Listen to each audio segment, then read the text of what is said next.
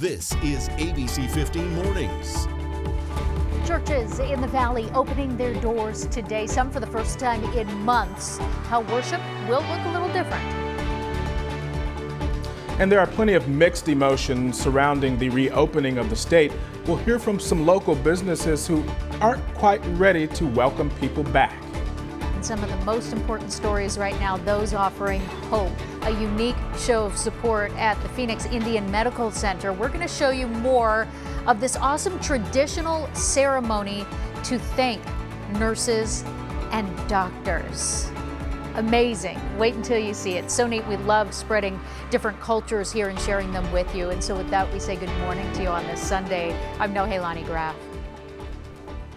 And I'm Mark Thompson, social distancing from home. And Nohe, I know that this weekend and particularly this Sunday, a lot of people may be heading back to their places of worship. Yes. And so they're going to want to know what the weather looks like as they head out the door this morning. Yeah, about the last time that they were able to go to church services, it was a different situation. You needed a light long sleeve as you stepped out the door. Totally different now. It's comfortable. It's actually really nice if you're heading to the early morning services. The later you go, the warmer it's going to be. Right now, the views are gorgeous out there. We do have a few high, thin clouds, but we're staying dry here in the valley. And check out the temperatures. If you're in Chandler or Glendale this morning, it's in the upper 60s. It's really lovely. You could even roll the windows down on your drive to church. In Phoenix, as well as Mesa and Goodyear, we're already in the 70s, so it's still comfortable. And if you're someone who's still deciding to stream your church services, go ahead and take that laptop outside. If you're getting your activity in this morning, maybe a round of golf, that sun is up, so we're going to start to warm up pretty rapidly. And if you have a later tea time, sunset today is at 7:23, but it will be much warmer, 97 degrees at that time. That's lower than our forecast high for today, though. We'll go over just how hot it is going to get coming up in just moments. All right, Nohe, thank you. And as we just mentioned today, for the first time in 2 months, a lot of people are going to be heading back to those places of worship. And we know that there are some Catholic churches that are going to be holding services for people in person this Sunday. Here's some more information about that. The Diocese of Phoenix says that each individual church will decide when they want to reopen. For instance, St. Juan Diego and its sister church, St. Mary's, is having a service, but they're limiting capacity to 25%. Live streaming options, those are still available, and they're encouraging anyone with any underlying health conditions or who doesn't feel comfortable attending to stay home. They can sit in their cars and watch the streamed masses, or they can sit at home and watch the streamed masses and then come to mass after mass. They can come and get communion after mass. So there's a lot of different options for people who are more nervous or who have underlying conditions so that they're a little more protected.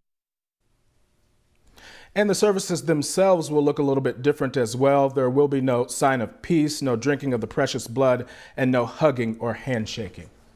And you know, not everyone is quite ready to get out of the house just yet. There are a lot of mixed emotions out there when it comes to reopening the state.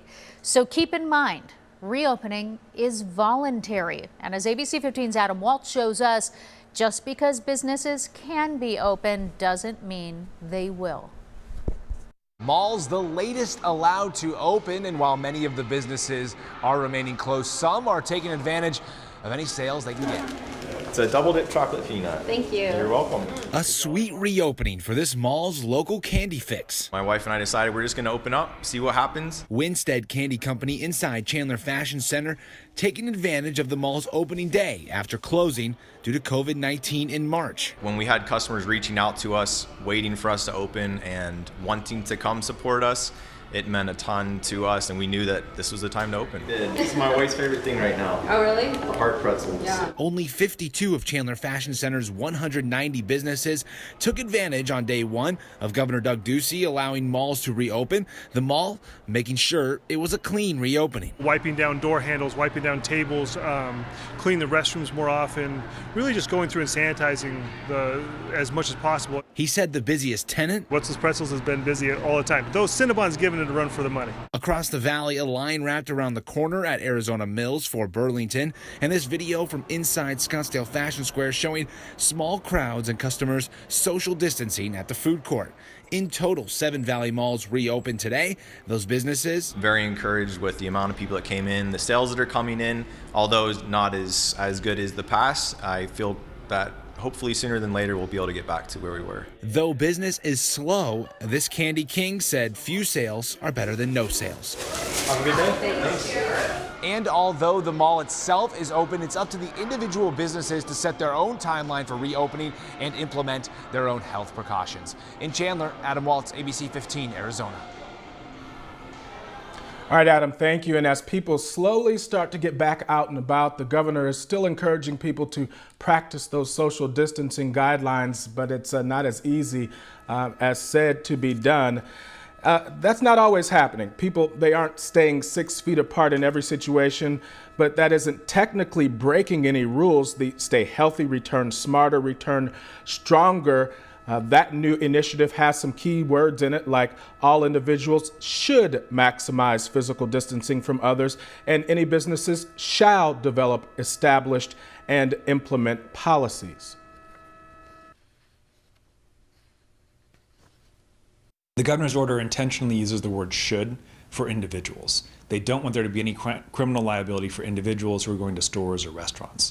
It uses the word shall for businesses, and that distinction is not accidental. They are trying to force businesses to be more thoughtful about the policies they have in place.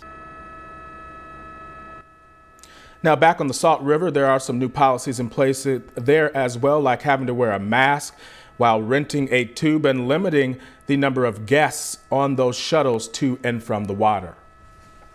We are tracking the number of cases of coronavirus in Arizona. Right now, the Arizona Health Department is reporting more than 450 new coronavirus cases within the past 24 hours.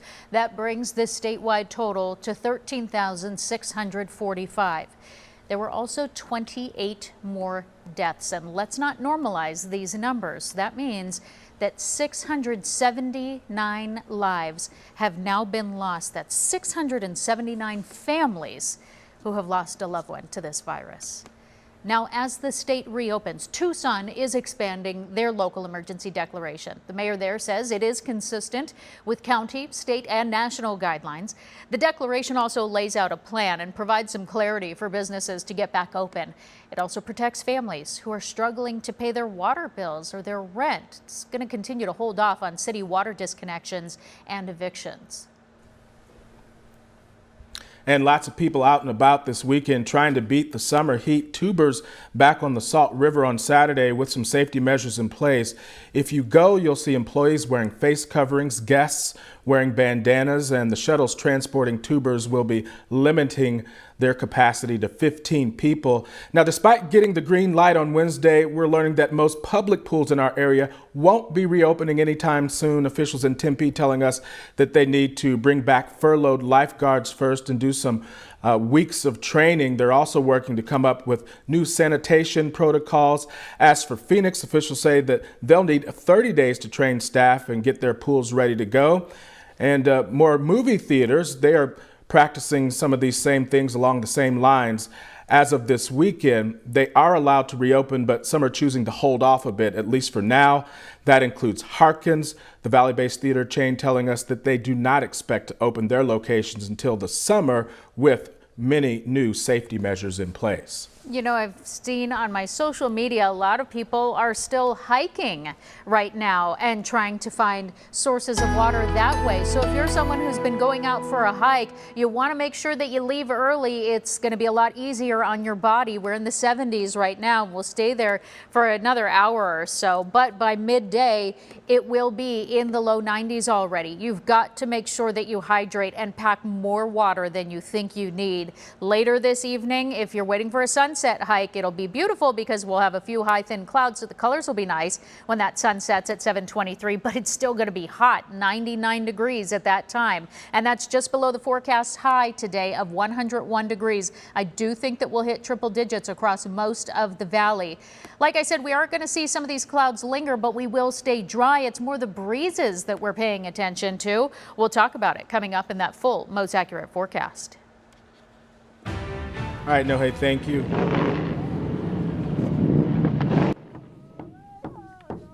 And you can hear it there, a show of support for healthcare workers on the front lines in Phoenix. That's the Res Riders, a group of riders devoted to helping Indian communities out. Saturday, they rode into the Phoenix Indian Medical Center, donating 1,000 masks. The center is one of the largest Indian medical centers in the nation. The group blessed the masks in a traditional ceremony outside the hospital, thanking those nurses and doctors who are battling COVID-19. 6:10 now on your Sunday morning. Coming up, Phoenix police investigating an adult drowning overnight. We'll have the very latest on that investigation. Also, I talked about hiking, and in fact, Scottsdale Fire Department reporting spikes in hikers. So we've got to go over how to stay safe on the trails as these temperatures rise. In fact, if you're heading up Piestewa Peak this morning, giving you a live view from our valley camp, and you can see it's a pretty nice start to the morning. We're glad you're starting it off with us. Stay here.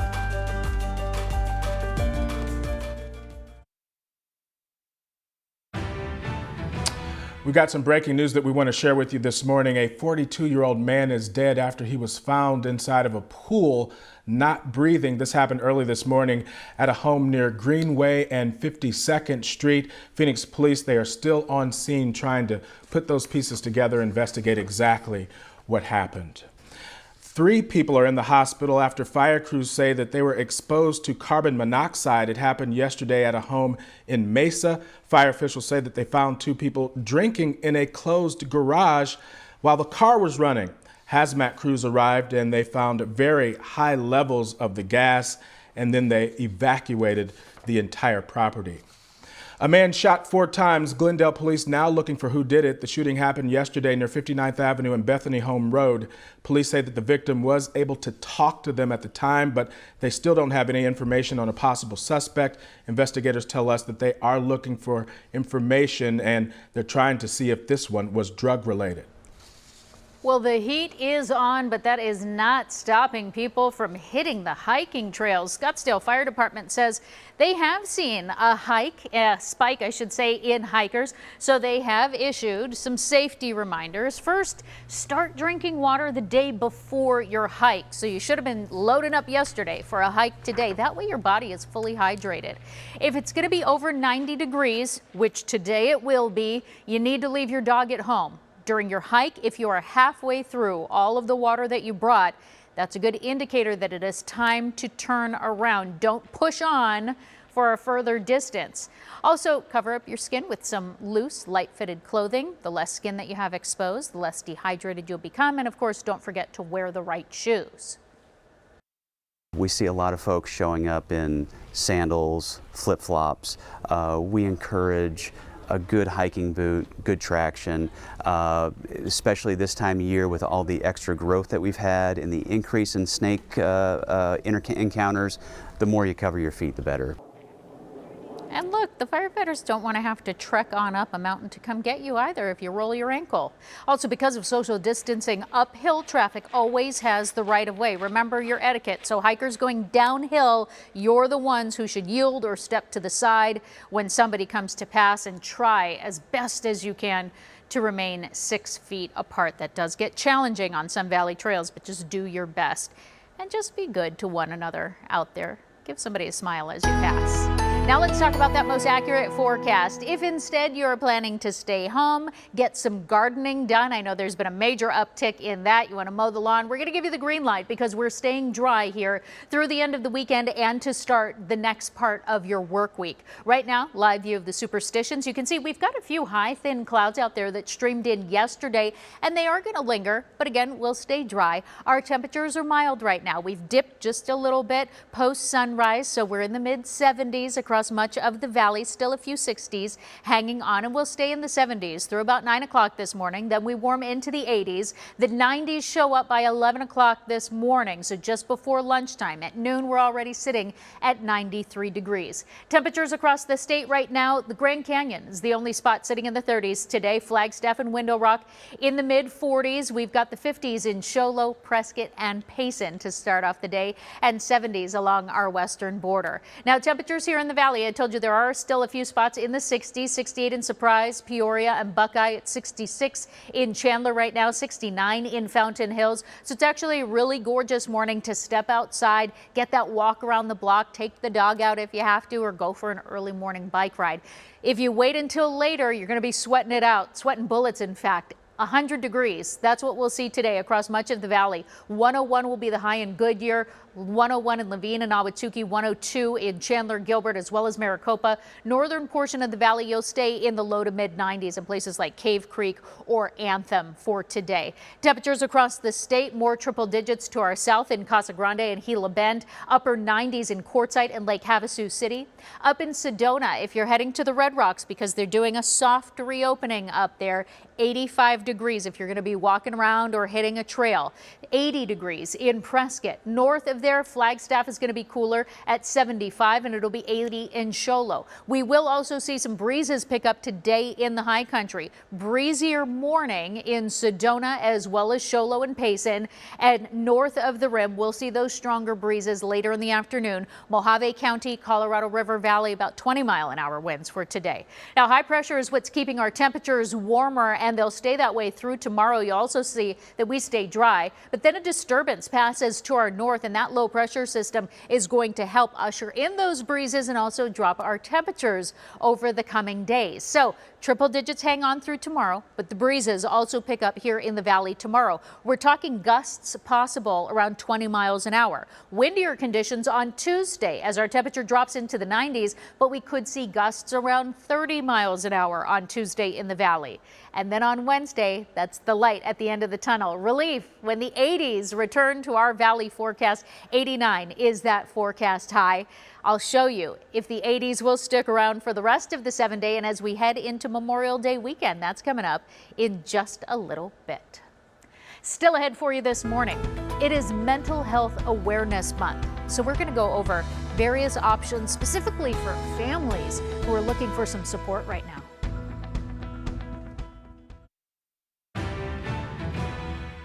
It is National Mental Health Awareness Month, and it has never been more widely recognized by people than in this time of extreme stress and isolation during the pandemic. But there is help out there, especially for families. So joining us this morning is Jason Yonker. He is the West Regional Director of Behavioral Health for Arizona Children's Association. Jason, thanks so much for joining us this morning. Yeah, thank you for having me. So what is the concern that your organization has looking at families and the stress that this is putting on mental health as we come through this pandemic? Sure. I think a lot of people experience kind of a baseline level of stress and anxiety, but when you add in the many of the unknowns about a pandemic like this, that just sort of ramps things up a bit. Then we have the economic stresses with that as well. And then we've got people kind of cooped up and getting cabin fever in their homes, which is not necessarily greatest for mental health. So I think it's the combination of those three things coming together is just increasing the general need for services right now. And additionally, for adults, we've seen an increase in suicide attempts, although for children in our system, there's actually been a slight decrease. Which is interesting. Do you any thoughts on why that is? Is it just because they're being watched more at home? Yeah, I think a little bit of the holiday effect. So parents are home with them. They're getting plenty of attention, fewer transitions. So transitions are always hard for kids. And so I think that can be a little bit of a protective factor right now. I know one thing that we have talked about and that we have seen children as far as an adverse effect is regression, that's instead how they're displaying it. So for families who are noticing a change in the mental health of their children or of other family members, we're saying that there is help out there. So what can you do to help your family? Sure. I think there's some things that you can do at home. And first among those is make sure that your children know they can talk to you about it. Secondly, I think it's really important to turn off the internet, and sometimes it's too much information for children to handle, and it really needs to be filtered through the adult. I think that's important. Third, routines. It's very important. Children's minds and bodies function well when there's a standard routine and a cycle that they go through each day. And it can be difficult to maintain that right now, but it's critical for their mental health. And then I think a fourth thing would be finding some kind of meaning. If there's anything that your children can do to be of service to somebody else or to help in some way in this pandemic, even if, as they're washing their hands, they're doing it for the good of their neighbors and their grandparents and so on. That kind of a reframe is very helpful. Not to mention, there are so many ways to reach out and do that. Food banks alone are so desperate for people to volunteer their time simply loading boxes into people's cars. So there's a lot of opportunities for that. However, we do know that parents are stressed and they're navigating so much through homeschooling and then, trying to deal with the other side of keeping their kids happy. So if you do need professional help, what are the resources that are out there? What are you guys doing to help connect those resources? System-wide, there's been a push to use more telehealth, which allows greater accessibility. So we're able to see more clients during the day and see them in a setting where they're actually experiencing the stress and anxiety. So our bread and butter is helping the access population. And so it's a simple phone call, and we get people into an appointment within 7 days after that phone call. Any idea about the range of costs that we are talking about? Folks that are involved in the access system, these services are free for them. And then in terms of the sliding scale, I think it can go up, if you're very high income, it can go up towards $90 an hour and come down as low as $5 an hour for service. So if people want to reach out, they need to talk to someone with your organization for help and need more resources, best place to go. You can go straight to our website. It has the phone number. We have folks that pick up the phone every time it's called in English or in Spanish, and they can look at your eligibility and talk to you about setting up an appointment. Jason Yonker from the Arizona Children's Association. This was such vital information for families. We thank you so much for your time and for sharing it. Thank you so much. I appreciate it. Well, it's 5:26 coming up after the break. Parents looking for answers when it comes to summer camp and child care. Plus, a drive-through graduation ceremony celebrating seniors in Mesa.